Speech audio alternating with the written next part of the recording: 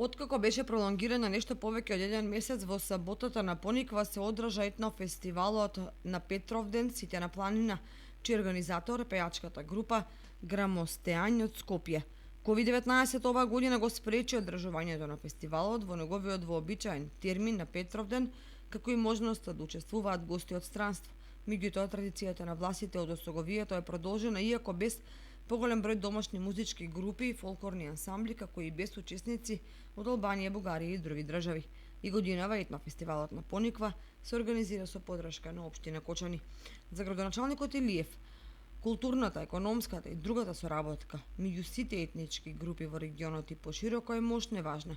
Власите се познати како трудолюбив народ, во минатото се занимавале со сточарство на Пониква. Овде се собирале и се дружеле, разменувале искуства и познанства, а младите склучувале нови бракови. Сакаме оваа традиција да продолжи и се надеваме дека до година на фестивалот ќе има поголем број на учесници. Традиционалниот влашки етнофестивал е дел од манифестацијата Петровденски конаци, што се одржува по повод верскиот празник посветен на Свети Петар, заштитникот на Кочани.